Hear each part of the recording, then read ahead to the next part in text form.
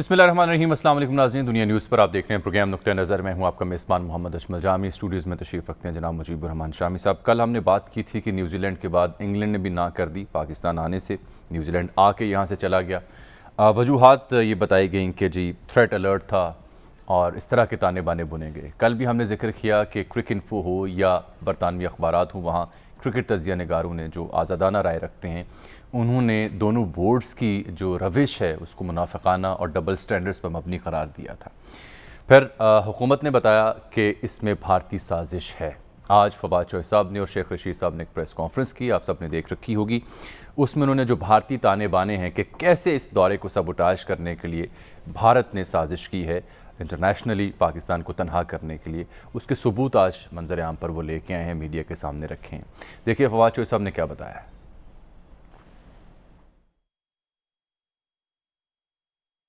Facebook post was circulated from a fabricated account made in the name of Ehsanullah Ehsan and XTTP JUA on social media asking New Zealand Cricket Board and government not to send the team to Pakistan as ISKP has planned to target New Zealand team. तरीके लब्बाक at protomail.com की एक ID से जो Martin Guptill हैं उनकी बेगम को एक email generate की जाती है और उनको ये थ्रेट किया जाता है कि मार्टिन गप्टिल को पाकिस्तान में कत्ल कर दिया जाएगा। New Zealand team despite all these threats did not cancel their Pakistan tour, they arrived in Pakistan. सितंबर 11 और 12 को ये ईमेल भेजी गई। उस डिवाइस के ऊपर 13 और आईडीज हैं। Device that was used to send a threat to New Zealand team actually belong to India. The guy's name is Om Prakash Mishra. उसके ऊपर FIR जो है वो दर्ज कर दी है इस सारे मामले के ऊपर। And now they have requested Interpol for provisions of detail. Unfortunate that this is not a campaign against Pakistan, we believe this is a campaign against international cricket and ICC must take notice of that. Om Prakash नामी ये भारतीय शहरी हैं जिनकी device से ये email और ये थ्रेटनिंग मैसेजेस भेजे गए, जिसको जवाज़ बना के थ्रेट अलर्ट की बुनियाद पर ये दौरा मनसूख हुआ। ये जो भारतीय साजिश है उसको पर्दा चाह किया फवाद चौधरी साहब ने, शेख रशीद साहब ने। इसी का खदशा था सर, वही हुआ। अब सर एक तरफ तो आप देखिए ना कि हमारी हुकूमत, हमारी एजेंसियाँ इस पर गौर कर रही हैं और ताने बाने खोल के सामने ला रही हैं कि ये हो रहा है। दूसरी जानिब वज़ीर-ए-आज़म जो हैं वो टीम की अशजोई के लिए, हिम्मत अफजाई के लिए उनको आज उन्होंने बुलाया है। जो कौमी T20 स्क्वाड है, वर्ल्ड कप खेलने से पहले दौरा नहीं हो पाया दो टीमों का, उनको थपकी दी है। और तीसरी जानिब अवामी रद्द-ए-अमल है। चौथा जो मंजरनामा बड़ा दिलचस्प है जिसकी जानिब आपकी तवज्जो मबसूल करवाना चाह रहा हूँ, इसलिए मैंने लंबी तमहीद बांध ली। इस सब के बाद देखिए गवर्नर पंजाब चौधरी मोहम्मद सरवर वो इस सूरत हाल पर क्या कहते हैं। मगर मेरी अप्रोच डिफरेंट हो। मेरी अप्रोच नहीं आई तो नहीं आई, की हो गया, तूफान आ गया, क्यामत आ गई। इंग्लैंड की टीम रोज असी टेलीविजन ते बैठ के सवाए इस तो कि जिदा मातम हो गया, पता नहीं जुल्म हो गया, वो भी की हो गया नहीं टीम आई। बल्कि जो टीम आती है साडे बिजनेसमैन सारे रोंदे ने, सड़कां बंद हो जांदियां, दुकानां बंद हो जांदियां, इकॉनमी नूं नुकसान पहुंचदा है। तो कोई ऐसी क्यामत नहीं आ गई भी टीम नहीं आई, कोई गल नहीं। मेरा मतलब ये असीं ते रोना धोना बंद करिए। लेकिन हम तो आज भी रो रहे हैं, मातम कर रहे हैं, बात कर रहे हैं गवर्नर साहब। नहीं, गवर्नर साहब की बात इस लिहाज से तो दुरुस्त है ना। किस लिहाज से सर? एक वाकया हुआ है, अब उसके बाद हम बस उसी में लग जाएं और मातम शुरू कर दें। ठीक है, एक वाकया हो गया, एक सदमा पहुंच गया, तो पेशरफ्त हुई है, तो उसके असरात से निपटने की कोशिश करें। तो रोने धोने का तो कोई फायदा नहीं। कौन रो रहा है? आज तो हुकूमत ने ऐसे सीना ठोंक के बताया कि जनाब ये हैं वो ताने बाने, फिर ये है वो डिवाइस, ये है ओम प्रकाश। इसका मतलब ये हुआ कि जो एब्सोल्युटली नॉट की बात हो रही थी, हाँ, तो वो तो फिर दुरुस्त ना हुई। फवाद चौधरी साहब ने कल कही थी ना। हाँ, तो वो तो फिर हम फौरी तौर पर हम भी तो यानी कोई दकीका फरगुजाश्त नहीं करते ना। यानी अपनी हमने तो ये सब कहा कि ये इसलिए क्योंकि हमने अफ़गानिस्तान के मामले में एक इंडिपेंडेंट पॉलिसी इख्तियार की है, इसलिए अमेरिकन गवर्नमेंट जो है या अमेरिकन जो मुख्तदर हल्के हैं वो भी उसके पीछे हैं। एब्सोल्युटली नॉट की कीमत अदा की है हमने। और आज हम ये कह रहे हैं, हमें पता लगा है कि सारा इंडिया इसके पीछे है। तो इसका मतलब ये हुआ कि इंडिया की एक अपनी साजिश है और वो कामयाब हो गया उसमें। वो गलत फहमी फैलाने में, देखी कि थ्रेट का जो एहसास दिलाया है उसने, खतरे का जो एहसास दिलाया, उसकी जाल में फंस गए लोग। तो अब देखना ये है कि कोई ऐसा कोई फोरम मौजूद है, ये अहम नुक्ता है, जिस पर हम फरियाद कर सके, कोई कार्रवाई कर सके, कोई दुहाई दे सके। शामी साहब, ये बड़ा अहम नुक्ता है जो आप उठा रहे हैं कि ऐसा कोई फोरम है, ऐसी कोई चाराजोई है जो हम कर सकते हैं। इसका जवाब जानने के लिए हमने ज़हमत दी है जनाब एजाज़ अहमद चौधरी साहब को। आप साबिक सेक्रेटरी खारजा रह चुके हैं, पाकिस्तान के इंतहाई सीनियर ब्यूरोक्रेट रहे हैं, सिफारत कर रहे हैं। बहुत शुक्रिया एजाज़ अहमद चौधरी साहब, आप क्योंकि सफ़ीर भी रह चुके हैं, तो आपसे हम फ़ायदा उठाएंगे आपकी दानिश का, आपकी हिकमत का, जो शामी साहब ने नुक्ता उठाया। चौधरी साहब, ये बताइए कि आज फवाद चौधरी साहब ने बताया है कि किस तरीके से इंडिया जो है इसमें मुलव्वस है और वहाँ से सारी वो मेल्स जनरेट की गई हैं और ये एक थ्रेट जो है उसका एहसास पैदा किया गया। तो क्या कोई इसका कोई सद्देबाब हम कर सकते हैं? कोई फोरम बैनुल अक़वामी ऐसा मौजूद है जिसका दरवाज़ा हम खटखटा सके और इंडिया के खिलाफ कोई कार्रवाई कर सके? जी, पहली बात तो ये है कि ये नहायत ही अफसोसनाक चीज़ है कि आपका एक हमसाया मुल्क जो है वो इस हद तक नीचे गिरे। और दूसरी, उससे भी ज़्यादा अफसोसनाक बात यह है कि न्यूजीलैंड ने एक इंतहाई कदम उठाने से पहले हमें कोई इतला नहीं दी, कोई बताया नहीं, कोई कंसल्ट नहीं किया। तो ये तो एक दुख की बात है। मैं ये समझता हूँ कि अभी मैं सुन रहा था आपकी बातें कि जी इस पे रोना धोना ना करें। मैं ये समझता हूँ जी ईमानदारी से कि पाकिस्तान तो कोई छोटा सा भी अगर गलत काम कर दे तो सारे पीछे पड़ जाते हैं। बिल्कुल। और इतना बड़ी नाइंसाफी पाकिस्तान के साथ हो और हम उसके ऊपर अपना जो रिएक्शन ना दें, मैं समझता हूँ ये ठीक नहीं होगी। एक खुददार कौम की तरह हमें बिल्कुल इसको संजीदगी से लेना चाहिए। मेरे ख्याल में जिस तरह वो कह रहे थे कि जी रमीज राजा साहब कह रहे थे कि हम सबसे पहले तो इंटरनेशनल क्रिकेट जो एसोसिएशन है उसके अंदर जाएंगे, जरूर जाना चाहिए। और मुझे खुशी हुई कि हमने डिप्लोमेटिकली न्यूजीलैंड गवर्नमेंट से भी टेकअप किया है एंड आई होप कि हमने इंग्लैंड की यानी यूके की गवर्नमेंट के साथ टेकअप किया है। अगर नहीं किया तो करना चाहिए। मेरे ख्याल में ये जो साइबर क्राइम कमिट हुआ है, ये इंडिया से अगर हमें मिल गया है, उसका सुराग मिला है, इस साहब ने ईमेल की है, तो हमें जो हमारे पास ऑप्शंस अवेलेबल होती हैं साइबर क्राइम के हवाले से, इंटरपोल तक जाना चाहिए। मैं तो ये समझता हूँ कि जी ये गलत बात है कि पाकिस्तान के साथ ज्यादती की जाए और हम उसके लिए ना करें। हमें तमाम के तमाम रास्ते मेरे ख्याल में इस्तेमाल करें।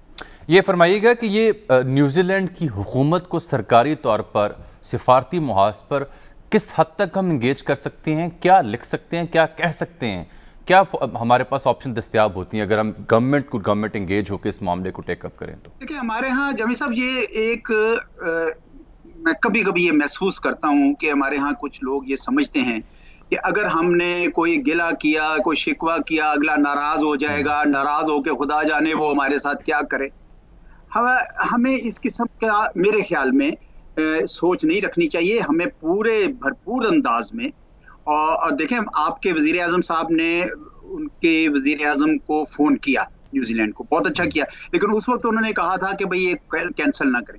अभी तो हमें उन्हें शिकवा करने के लिए करना चाहिए कि भाई आपने सोचा भी नहीं और हमें बताया भी नहीं, और हमारा जो इतना आपने नुकसान भी तो हुआ है, फाइनेंशियल भी नुकसान हुआ है, हमारी प्रेस्टीज, हमारी साख का नुकसान हुआ है। मैं तो समझता हूँ कि इसमें कुछ इस बात से नहीं घबराना चाहिए कि बड़ा रिएक्शन होगा, नहीं होता। सारी दुनिया करती है। आप देखें, जर्मनी और इटली हमसाया ममालिक हैं, यूरोपियन यूनियन में हर किस्म की उनकी कॉमन है, लेकिन सिक्योरिटी काउंसिल की सीट के ऊपर जर्मनी की जो मुखालफत इटली करता है हर फोरम पे इतनी ज्यादा करता है। इशू बेस्ड है, हर चीज इशू बेस्ड है। जो सब फ्रांस को देख लें, फ्रांस ने अमेरिका को खरी खरी सुना दी। उनके फॉरेन मिनिस्टर ने कहा कि ये हमारी पीठ पे छुरा घोंपा इन्होंने। बिल्कुल। आपको याद है कि जून की ये जब G7 समिट हुई थी, उसके फौरन बाद उसके दौरान ही इन्होंने ये B3W का किया था कि बिल्ड बैक बेटर वर्ल्ड, जो कल उन्होंने जनरल असेंबली में सदर बाइडन ने अपने खिताब में भी उसका जिक्र किया। तो उसके फौरन बाद फ्रांस ने उनके सदर ने कहा कि नहीं, हमारे तो चीन के साथ कई हमारी जो कॉरपोरेशन हैं उनके हैं मामला चल रहे हैं, हम आहिस्ता आहिस्ता चलेंगे। तो मेरा मकसद यह है कि तमाम ममालिक अपने मफाद का दिफा ऐसे करते हैं कि अच्छा साहब देखिएगा, देखिए अब 3 अहम नुक्ते हो गए। नंबर 1, न्यूजीलैंड की सरकार ने ऑफिशियली हमें किसी थ्रेट के बारे में कोई मालूमात नहीं दी, बल्कि देने से गुरेज़ां रहे। नंबर 2, हमने भारत में मौजूद डिवाइस को आइडेंटिफाई किया, भारतीय शहरी इस्तेमाल कर रहा है जो थ्रेट अलर्ट जारी कर रहा है। नंबर 3, हमें इसमें माली तौर पर नुकसान हुआ है। इन 3 अहम नुक्तों को बुनियाद बनाकर क्या एक सिफारती मरासला जारी करना काफ़ी होगा, या फॉरेन मिनिस्टर लेवल तक हमें इस इशू को, या प्राइम मिनिस्टर लेवल तक इस इशू को अल्टीमेट हाइट तक लेकर जाके बात करनी चाहिए, ताकि क्योंकि हमारे ग्रीवियंसेस हैं, हम सफ़र किए, हम कोई किसी लूप होल में नहीं है। मैं आपके साथ हूं जो आपने आखिरी बात की है। मैं ये समझता हूं कि अपने मफादात की हिफाजत में कोई मुल्क नाराज नहीं होता। देखो मैं 6.5 साल अक़वाम मुत्तहिदा में रहा, मैंने बहुत बार देखा कि एक इशू के ऊपर कुछ हलीफ आपस में दोस्त हैं और दूसरे इशू पे एक दूसरे के हरीफ हैं। तो ये इसलिए घबराना नहीं चाहिए, हमें ये सारा टेकअप करना चाहिए। हमारा बहुत नुकसान हुआ है। नुकसान ये नहीं है कि जी चौधरी साहब ये बात दुरुस्त है आपकी, हमें एहतजाज करना चाहिए, लेकिन कहाँ करना चाहिए, कैसे करना चाहिए कि कोई उस मुअस्सर हो सके। जी देखिए, वो मैं तो समझता हूँ कि सबसे पहला फोरम तो वो उन्होंने इंटरनेशनल क्रिकेट बोर्ड जो है उसको जाना चाहिए, ICC। दूसरा हमें बायलैटरल करना चाहिए, जो मेरे ख्याल में हमने किया है, और इंग्लैंड के साथ अगर नहीं किया तो मेरे ख्याल में करना चाहिए। तीसरा हमें दरवाजा खटखटाना चाहिए साइबर क्राइम के हवाले से। अब मुझे एग्जैक्ट अंदाजा नहीं है, वो आपको कोई लीगल एक्सपर्ट बताएगा कि इंटरपोल में क्या अब ये क्राइम एंटर हो गया हुआ है इसके मुताबिक, और अगर हुआ है तो we should take it up. हमारी ये जो सबूत हमें मिला है, हमें रेड कॉर्नर नोटिस निकलवाएं उस ईमेल भेजने वाले का, उसका जो हमें सबूत मिला है, we should take it to the final end. और देखिए ये हमारी हमारा पूरा एक इमेज बन रहा था कि हमने दहशतगर्दी को शिकस्त दी है, आहिस्ता आहिस्ता जिंदगी नॉर्मलाइजेशन हो रही थी। ये एक हमारे साथ खिलवाड़ करने की कोशिश की गई। साहब वो तो बरतानवी हाई कमिश्नर ने कहा है, मुझे अफसोस है उन्होंने जिम्मेदारी कबूल नहीं की, उन्होंने अपनी हुकूमत को यह मशवरा नहीं दिया, उनके बोर्ड ने, वो कहते हैं उन्होंने अपने तौर पे फैसला कर लिया जी। उन्होंने अफसोस का इज़हार किया इस पर। जी अफसोसनाक भी है, मेरा ख्याल अफसोसनाक से थोड़ा ज्यादा है, क्योंकि हमारा मदावा करें, हमारा अजाला करें और अनाउंस करें कि अगली बार टीम कब आएगी और किस तरह आएगी, और वो सारे सिलसिले किए। और साथ ही साथ ये हमारे साथ मिलकर न्यूजीलैंड वाले भी उनको अप्रोच करना चाहिए और इंग्लैंड वालों को भी उस ईमेल भेजने वाले के खिलाफ, और अगर उसके अंदर कोई गवर्नमेंट का भी ताल्लुक है तो उनके खिलाफ हमें किसी न किसी बैनुल अक़वामी फोरम जो है स्पेशली इंटरपोल में ले जाना चाहिए। मेरे ख्याल में तो कोशिश करनी चाहिए। बहुत बहुत शुक्रिया जनाब एजाज चौधरी साहब आपकी गुफ्तगू का, आपके वक्त का। शामी साहब एक ब्रेक ले लेते हैं। हम कोशिश कर रहे थे स्पीकर कौमी असम्बली जनाब असद कैसर साहब से बात हो सके, क्योंकि वो जो इंतखाबी इस्लाहात का मामला उसमें तो एक डेडलॉक की सूरत हाल थी।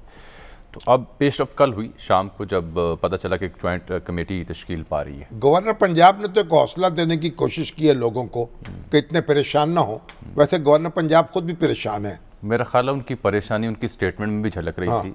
वो भी हालात हाजरा से मुनासिब होगा कि अपनी परेशानी पे पहले काबू पाएं, क्रिकेट को छोड़ दें। मैंने तो ये थोड़ा सा गुजारिश कर ली है।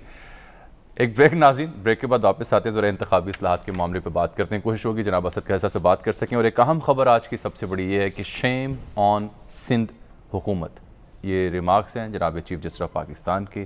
कब, क्यों? ब्रेक के बाद। वेलकम बैक नाज़रीन। आज वज़ीर-ए-आज़म एक तकरीब से मुखातिब थे, उन्होंने कहा है कि हर इलेक्शन मुतनाज़ होता है, EVM पाकिस्तान के सारे मसाइल का हल है। और फिर आज इलेक्शन कमीशन ऑफ पाकिस्तान का अहम इजलास था, जिसमें उसूली तौर पर फिर से RTS और RMS सिस्टम के इस्तेमाल पर इत्तफाक किया गया, और ये कहा गया कि इलेक्शन कमीशन को गलतियों से पाक EVM मशीन तैयार करने की हिदायत की गई है अपने स्टाफ को। और साथ ये कहा गया कि हुकूमत की जानिब से ताहाल EVM से मुतालिक मांगी गई चीज़ें फराहम नहीं की गई। तो एक जानिब जो हुकूमत और इलेक्शन कमीशन के दरमियान तसादुम था वो बदस्तूर मौजूद है, दूसरी जानिब जो अपोजिशन के साथ था डेडलॉक था इंतखाबी इस्लाहात के मामले पर, उसमें कुछ बेहतरी देखने को मिली। बाबर अवान साहब से लेकर शेख रशीद साहब, ये सब अपोजिशन को दावत दे रहे थे मुज़ाकरात की। कल तक तो शाहिद खाकान अब्बासी साहब उसे मुस्तरद कर रहे थे, लेकिन कल शाम खबर है कि स्पीकर कौमी असम्बली इन एक्शन आए, जिन्होंने एक मुश्तरका पार्लिमानी कमेटी बनाने की बात की है। तो क्या मुश्तरका पार्लिमानी कमेटी मसला हल कर पाएगी? आगाज़ तो होगा ना। स्पीकर असद कैसर ने इजलास बुलाया था और उसमें इत्तफाक हुआ है कि एक ऐसी कमेटी बनेगी जो मेरा ख्याल बराबर जिसमें अपोजिशन के और हुकूमत के अरकान हों, और वो इन सारे मामलात पर गौर करेगी, फिर वो अपनी रिपोर्ट देगी, तो उसके बाद फिर पेशरफ्त मुमकिन हो सकती है। ये जो तसादुम था इलेक्शन कमीशन का, और इस पर शेख रशीद साहब का मैंने एक बयान नशर करना, लेकिन उससे पहले अभी स्पीकर कौमी असम्बली जनाब बसत कैसर साहब ने हमें टेलीफोन लाइन पर ज्वाइन कर लिया। स्पीकर साहब बहुत शुक्रिया एक बार फिर से आपके कीमती वक्त का। शामी साहब तशरीफ़ रखते हैं, आपसे मुखातिब होंगे। अस्सलाम वालेकुम जी। वालेकुम सलाम। असद साहब, आपने कल जो अपोजिशन और हुकूमत के अरकान को बुलाया था, और उसमें एक इत्तफाक राय हो गया है कि कमेटी, जॉइंट कमेटी बनेगी दोनों हाउसेस की, जो इलेक्टोरल रिफॉर्म्स पर गौर करेगी। बिल्कुल, कल हमारी मीटिंग हुई, बल्कि हमारी मीटिंग जो है ना 2-3 दिन से जारी थी। इसमें हमारी अपोजिशन के साथ कम्युनिकेशन थी, जिसमें पीपल पार्टी, जमीयत उलमा इस्लाम और मुस्लिम लीग नून। जमीयत उलमा इस्लाम और पीपल पार्टी तो पहले दिन से कन्विंस हो गई थी, वो तो चाह रहे थे। मुस्लिम लीग नून के दरमियान थोड़ी कंफ्यूजन थी और उन्होंने अपना टाइम मांगा कि हमें टाइम दे दे। तो फिर 2 दिन बाद कल जो है ना वो आए, उन्होंने कहा कि हमने मुत्तफिका पोजीशन की मीटिंग की और हम इस पे एग्री हैं कि इसके ऊपर जो है ना पार्लिमानी कमेटी दोनों हाउसेस की बने। तो कल हमारी फिर मीटिंग हुई मेरे चैम्बर में, जिसमें मुस्लिम लीग और पीपल पार्टी और जमीयत उलमा इस्लाम की नुमाइंदगी थी, और इसमें इस बात पे कंसेंसस हो गई है कि हम एक जॉइंट पार्लिमानी कमेटी बनाएंगे। इसमें अपोजिशन और हुकूमत की बराबर नुमाइंदगी होगी। ये भी तय नहीं हुआ, ये हमने कहा कि पहले हम तो एक करते हैं, फिर रूल्स के मुताबिक जो होगा उसके मुताबिक, इस पे असेंबली की क्लियर रूल्स हैं, रूल्स के मुताबिक जो है ना ये होंगे। तो इसका मैंडेट क्या होगा कमेटी का? यानी ईवीएम के ऊपर भी ये फैसला करेगी और बाकी रिफॉर्म्स के ऊपर भी? ये as a whole election commission के लिए जो रिफॉर्म्स है उस रिफॉर्म को जो है देखेगी, और उसमें तमाम जो है ना ईवीएम भी आएगा, ओवरसीज पाकिस्तानी की भी आएगा। और हम चाहते हैं कि एक ऐसा मुत्तफिका एक कंसेंसस हो कि जिससे हर सूरत में इलेक्शन के अंदर जो है शफाफियत आए। अगर इलेक्शन के अंदर शफाफियत नहीं आती तो ये मुल्क के लिए भी एक मतलब नेक शुगुन नहीं है। और पॉलिटिकल पार्टीज के जितनी भी इख्तलाफात होते हैं, लेकिन एक ऐसा पॉइंट आ जाता है कि उसको पर उसको अपनी वर्किंग रिलेशन डेवलप करनी होगी और कोई अंडरस्टैंडिंग बनानी पड़ेगी, क्योंकि ये फिर तो मुल्क की नुकसानदेह है, फिर मुल्क आगे नहीं जा सकता। फिर कोई भी आएगा तो उसको दूसरा नहीं मानेगा। एक पीटीआई जीत जाए तो मुस्लिम लीग और पीपल पार्टी नहीं मानेंगे, अगर वो जीत जाए तो पीटीआई नहीं मानेंगी। फिर ये सिलसिला मुसलसल चलता रहेगा, और ये हमारे लिए जो हमारी तरक्की है, हमारी जो आगे जाने का के लिए जो सफर है, उसमें बहुत ज्यादा नुकसान होगा। हमें वैसे भी बड़े चैलेंजेस हैं, इकोनॉमी की चैलेंजेस है, हमें जो है इस वक्त जो रीजन में जो नई डेवलपमेंट हो रही है, बहुत बड़े चैलेंजेस हैं। हमें चाहिए कि कम से कम एक ऐसा सिस्टम एस्टेब्लिश करे जिसके ऊपर सबको इत्तेमाद हो, जो सबके मुत्तफिका उसके ऊपर रेजोल्यूशन हो, और फिर सब इसको माने, जो भी रिजल्ट हो, कोई इसको ये ना कहे कि दांधी हुई है। स्पीकर साहब, अभी ताज हैदर साहब ने यह कहा कि जो एक पायलट प्रोजेक्ट किया था इलेक्शन कमीशन ने, उसकी रिपोर्ट ईवीएम के इस्तेमाल पर 33 महीने से पेंडिंग है, और हाउस ने उस पर गौर नहीं किया, कौमी असम्बली ने और सेनेट ने भी। तो फिर ये क्या बात है कि जो मामला जो है, यानी इसका मतलब है कौमी असम्बली में फंसा हुआ है? नहीं, मेरे नॉलेज में तो नहीं है। ये जो आपने बात की, मैं इसको चेक करूंगा। अगर कोई चीज इधर है तो बिल्कुल मैं इसके ऊपर जो है फौरी एक्शन लूंगा, और जो कानून के मुताबिक काम है मैं करूंगा। लेकिन अभी ये तमाम पॉलिटिकल पार्टीज की, हुकूमत की, अपोजिशन की ये रिस्पॉन्सिबिलिटी है कि वो एक संजीदा जो है ना नशिस्त करे, इसके ऊपर पूरा डायलॉग करे, एक दूसरे को पूरी यकसुई सी तसल्ली से सुने, जिसकी लॉजिक जिसके पास ज्यादा मजबूत होगा, जो मतलब जो समझते हैं कि वो लॉजिकल होगा, इसको एक्सेप्ट करना चाहिए। ये नहीं कि ये पीपल पार्टी का, मगर स्पीकर साहब ये जो धमकी आमेज जिस तरह लहजा इख्तियार किया है वज़रा ने, और एक साहब ने तो सेनेट की कमेटी में कहा कि आग लगा दी जाए इलेक्शन कमीशन को, तो इस तरह के अल्फाज इस्तेमाल करना जो है कोई आप इनको समझाते नहीं, कोई थोड़ा सा ट्यूशन नहीं लेते इनकी, इनको पता चले कि गुफ्तगू कैसे करनी है?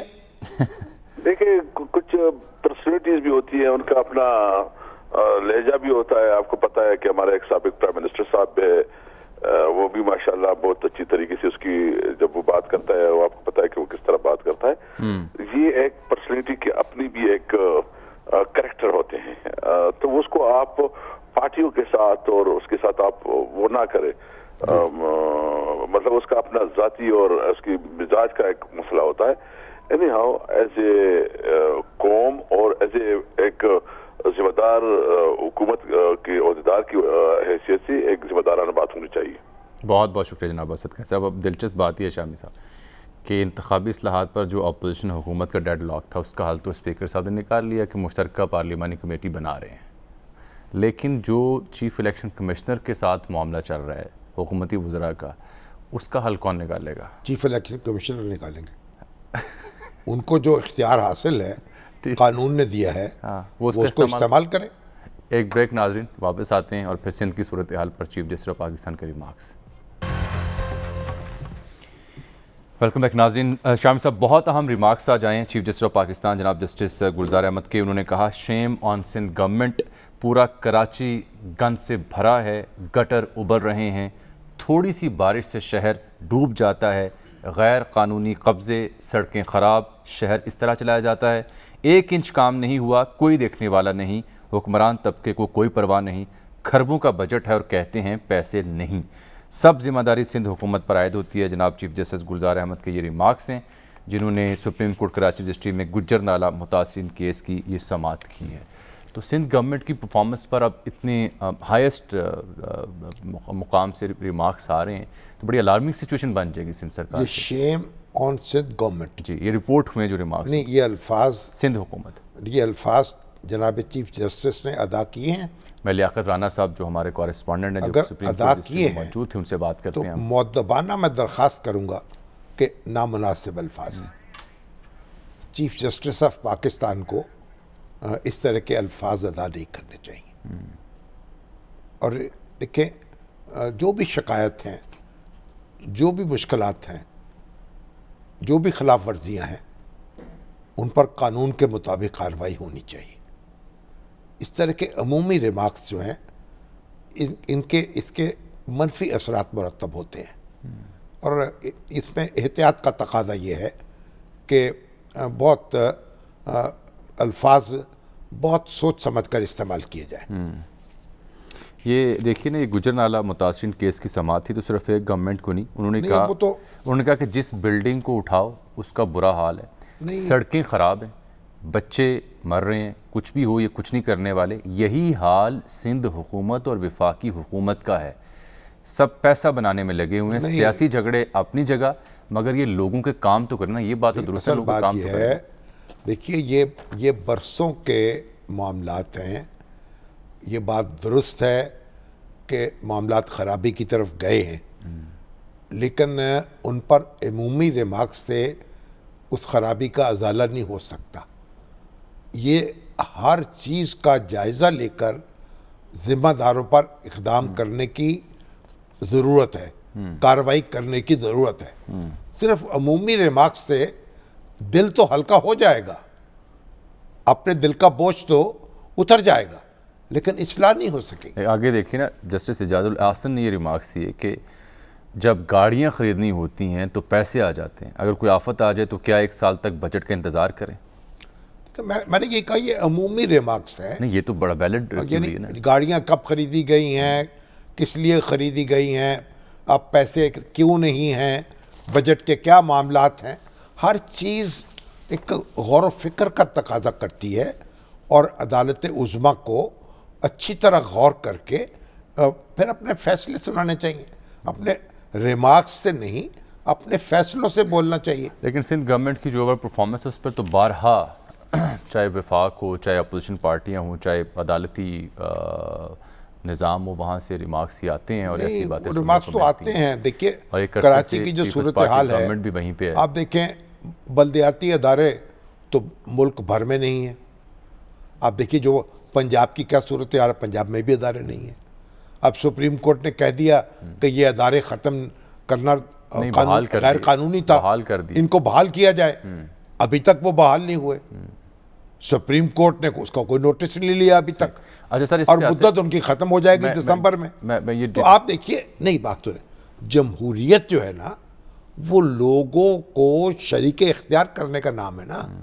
जब मुकामी सतह पर उनको शरीक नहीं करेंगे आप, जो लोग अपने गली के, मोहल्ले के, इलाके के मसाइल हल नहीं कर सकते, वो कौम के मसाइल के हल करेंगे। बिल्कुल ठीक। तो आप देखिए, जब अंग्रेज यहाँ आए हैं 1857 के बाद, जब ताजे बरतानिया की हुकूमत कायम हुई, तो चंद बरस के अंदर अंदर लोकल पार्टीज कायम कर दी गई, क्या ताकि लोग अपने मसाइल जो हैं वहां तक ले जाएं, वहां खुद हल कर सकें। और हमारे यहाँ यही मसला बना हुआ है। ठीक। लियाकत राना साहब, आज आप सुप्रीम कोर्ट कराची रजिस्ट्री में मौजूद थे। ये जो चीफ जस्टिस साहब के रिमार्क्स हैं, उस हवाले से हम डिटेल्स जानना चाह रहे थे। शामी साहब इसका मौका महल समझना चाह रहे हैं कि इस मौके पर ये रिमार्क्स है कि shame on Sindh government, Sindh हुकूमत। देखें, मैं आज की समाअत जब उससे शुरू करता हूं, जब चीफ जस्टिस पाकिस्तान की सरबराही में कायम 3 रुकनी बेंच ने समाअत शुरू की, तो चीफ जस्टिस पाकिस्तान जस्टिस गुलजार अहमद ने कहा कि गुजरनाला तजावजात की जो पेशरफ रिपोर्ट है वो कहाँ है। एडवोकेट जनरल सिंध ने बताया कि बोर्ड ऑफ रेवेन्यू की जानिब से ये रिपोर्ट जमा करवाई गई है और 258 एकड़ अराजी जो है वो ये नालों के जो मुतासरीन हैं उनको मुतबादल जमीन उनके लिए मुख्तस की गई है और इन पर 6000 से जायद घर बनाए जाएंगे।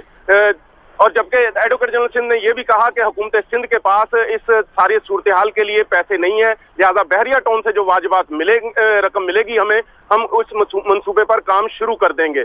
तो जिस पर जस्टिस इजाजुल एहसन ने रिमार्क्स देते हुए कहा, ये तो आप मशरूत कर रहे हैं। तो एडवोकेट जनरल सिंध ने कहा कि सिंध हुकूमत के पास बजट की बहुत कमी है, 60 अरब रुपए की जरूरत है, जबकि सुप्रीम कोर्ट में 70 अरब रुपए जमा हो चुके हैं। जिस पर जस्टिस इजाजुल एहसन ने कहा, ये तो कोई बात ना हुई, बहरिया टाउन के वाजिबात सिंध हुकूमत पे नहीं बल्कि सुप्रीम कोर्ट तय करेगी कि कहाँ खर्च होने हैं, और अभी तो पैसे आए भी नहीं और आप लोग पहले ही उससे उम्मीदें लगा के बैठे हैं। इसका मतलब यह है कि सिंध हुकूमत कुछ नहीं करना चाहती और खरबों रुपए का बजट है, खरबों रुपए बाहर से भी मदद आती है, लेकिन हुकूमत सिंध कुछ नहीं करना चाहती। चीफ जस्टिस पाकिस्तान ने कहा कि मतलब आपकी बातों का मतलब ये है कि गवर्नमेंट पैसे नहीं देगी और ना गवर्नमेंट के पैसे हैं, तो इसलिए फिर हुकूमत भी फंक्शन नहीं है। ऐसा क्या फायदा आता है ऐसी हुकूमत का?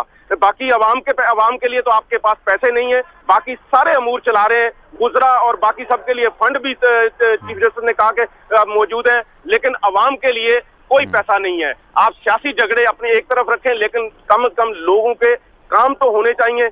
सलमान तालुद्दीन एडवोकेट जनरल सिंध का कहना था कि ये एक नया शहर बनेगा, जिस पर जस्टिस इजाजुल एहसन ने कहा कि आपने तो उस पैसे से उम्मीद लगा ली है जो अभी आया भी नहीं। आना है अभी ये पैसा आना है। जब गाड़ियां खरीदनी होती हैं तो सिंध हुकूमत के पास पैसे होते हैं, और जिस पर एडवोकेट जनरल सिंध का कहना था कि गाड़ियों की खरीदारी पर पाबंदी है, तो जस्टिस इजाजुल एहसन ने उन्हें याद दिलाते हुए कहा कि ये पाबंदी भी सुप्रीम कोर्ट ऑफ पाकिस्तान ने लगाई है। जस्टिस इजाजुल एहसन ने मजीद कहा कि अगर बहरिया के पैसे ना आते तो फिर क्या करते, अगर जल्जला आ जाए, खुदा न खास्ता सैलाब आ जाए तो फिर आप क्या करेंगे, अगर कोई आफत आ गई तो क्या आप 1 साल तक बजट का इंतजार करेंगे? जिस पर चीफ जस्टिस पाकिस्तान ने रिमार्क्स देते हुए कहा कि जब तक मुतासरीन के लिए घर नहीं बनते उस वक्त तक हम चीफ वजीर आला हाउस और गवर्नर हाउस लोगों को अलॉट कर देते हैं और इन मुतासरीन को कहते हैं कि वो वजीर आला हाउस और गवर्नर हाउस के सामने जाके टेंट लगा लें। अच्छा, हुकूमत सिंध की तरफ से जो मौक़िफ़ एडवोकेट जनरल सिंध सलमान तालुद्दीन ने पेश किया उस पर चीफ जस्टिस भी बरहम हुए और जस्टिस इजाजुल एहसन ने भी उन्हें इंतहाई नामुनासिब करार देते हुए कहा कि हुकूमत सिंध का जो मौक़िफ़ है, जो वो कहना चाह रहे हैं, जो वो कह रहे हैं, वो बिल्कुल नामुनासिब है, उसको किसी तरह भी तस्लीम नहीं किया जा सकता। सलमान तालुद्दीन की तरफ से पेश किया गया मौक़िफ़ अदालत उज़्मा ने मुस्तरद कर दिया। ये चूंकि रिपोर्ट हुआ है, कई एक चैनल्स पर, कई एक अखबारात में इसको रिपोर्ट किया गया कि शेम ऑन सिंध हुकूमत कहा गया रिमार्क्स में।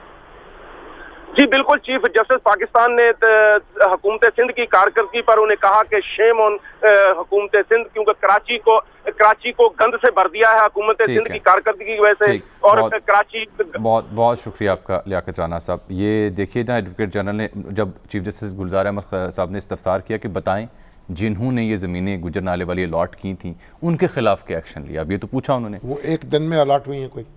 आगे जवाब सुनिए ना। इस पर एडवोकेट जनरल सिंह ने कहा ये तो 40 साल पुराना मसला है।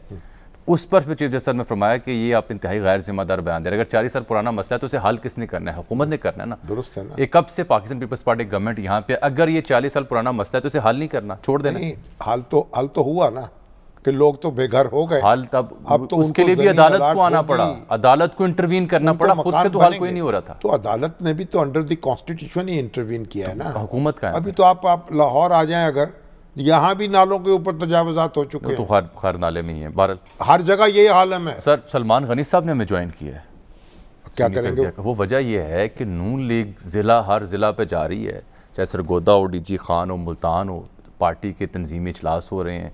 राना सनाउल्लाह साहब खबर देते हैं कि हाँ जी अहले इक़्तिदार से बातचीत करना कोई बुरी बात नहीं है। फिर वो वोट को इज्जत दो का बयानिया काम को इज्जत दो में बदला कैंटोनमेंट में। अब दोनों में कोई तजाद तो नहीं है। अच्छा, अगर काम को भी इज्जत दी जाए तो वोट को भी इज्जत दी जाए तो ये तो आपकी तशरीह है ना। नहीं, एक पार्टी जो है वो तो काम को इज्जत दो का नारा लगा ही नहीं रही। नहीं, काम को, अगर काम को इज्जत देने की बात है ना सर, काम को इज्जत नहीं मिलनी चाहिए। मैंने कहा काम की बेइज्जती। मैं ये कह रहा हूँ कि ये 3 बरस क्यों लगे कि वोट से लफ्ज़ का काम पे आया। जो लोग काम करते हैं उनकी बेइज्जती होनी चाहिए। तो ये बात ही नहीं की। इसमें कोई तजाद नहीं है। चलिए आपकी तशरीह है सर। हम, मेरी तशरीह है ना। अमूमी तौर पर लोग इसे कुछ और समझ। सलमान गनी साहब ये फरमाइएगा कि ये जो तंजीमी इजलास हो रहे हैं जिसमें नवाज शरीफ साहब भी मौजूद हैं, मरियम भी और शहबाज शरीफ साहब भी, हमजा साहब भी, प्लान क्या है? क्या बयानिए की जंग का मसला हल हो चुका है और नून लीग चाह क्या रही है अब आगे? देखें, अगर आप पाकिस्तान मुस्लिम लीग नून की सियासत देखें तो उसमें तंजीमी हवाले से कभी भी संजीदगी देखने में नहीं आई। पहली दफा ये संजीदगी देखने में आ रही है और खुद नवाज शरीफ साहब इन इजलासों को प्रिजाइड कर रहे हैं।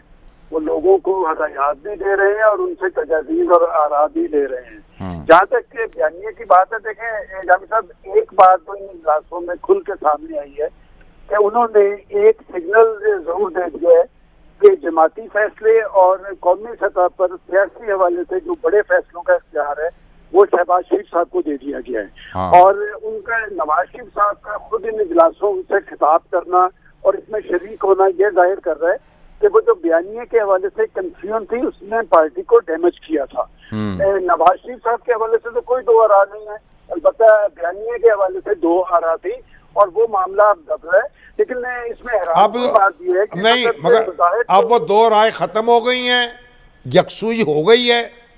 नहीं, हैरान कुन बात भी क्या थी वो भी साथ बताइए।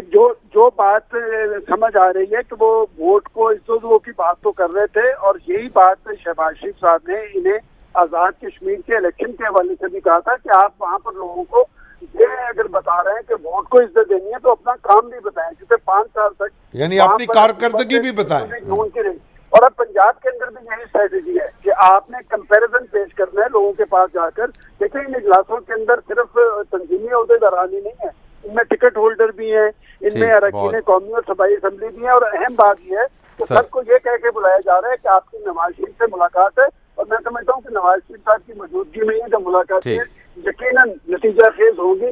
जब पार्टी संजीदगी इख्तियार करती है तो उसमें से कुछ ना कुछ निकलता जरूर है। वो जावेद लतीफ साहब जो हैं उनको जो शोकाज नोटिस दिया गया था, फिर क्या बनेगा सूरत हाल में? वापस ले लिया गया या क्या किया गया? मेरा ख्याल है ये तो बड़ी एक खुश आइंद बात है कि अगर डिसिप्लिन के हवाले से पाकिस्तान मुस्लिम लीग नून के अंदर ये नोटिस हुआ है तो ताकि आइंदा ये डिसिप्लिन का मसला ये तय हो जाए। बल्कि मैं ये भी बताता चलूँ, एक और साथी है, मैं नाम देना मुनासिब नहीं समझता, मरकजी सतह पे उनके बारे में भी यही शिकायत थी, लेकिन उन्हें नोटिस देने से भी एतराज बढ़ता जा रहा है। ठीक है, मगर ये जावेद लतीफ साहब जो हैं, बहुत शुक्रिया सर आपके वक्त। जावेद लतीफ साहब भी एक दयाले हैं, माशाल्लाह बेबाक शख्स हैं। उनको भी जुबानी बात कर ली जाती तो बेहतर होता। उनको बेचारों को ये नोटिस जारी करने की क्या जरूरत थी? नोटिस जारी करके ही तो पता चलना था कि कौन एम्पावर्ड है, किसके पास इख्तियारात हैं, जुबानी बात कर लेते, किसके पास फैसला साजी के इख्तियार है। ये सियासी जमातों में बयानिए ने ऊपर चढ़ना है, उस बयानिए ने नोटिस दिलवाया ना। सियासी जमातों में ये इस तरह की नोटिसबाजी जो है वो कोई पसंदीदा बात नहीं समझी जाती। आपको तो शिकायत है किसी से, उसे जुबानी बात कर ले, टेलीफोन उठा ले, कहीं भी एहतियात करें आइंदा। अच्छा सर, एक अहम इशू रह गया है, कल करेंगे। यूनिवर्सिटी ऑफ नारोवाल में 60 से ज्यादा फैकल्टी में यूनिवर्सिटी ऑफ नारोवाल गए हैं, लोग भर्ती हुए हैं, कल बात करते हैं। अब उनको बेकायदा यानी बाकायदा नहीं हो सके, रेगुलराइज नहीं। वजीर आला पंजाब को तवज्जो देनी है। कल इस पे जरा बात जो वजीर हैं कौन, हायर एजुकेशन के यासिर हुमायूं साहब, उनसे पूछें, कल बात कर, उन बेचारे टीचर्स ने क्या कसूर किया उनका। कल इस पे बात कर लेते हैं सर। नाज़रीन, आज के लिए इतना ही, आपसे इंशाल्लाह मुलाकात होगी कल, तब तक के लिए इजाजत, अल्लाह हाफ़िज़।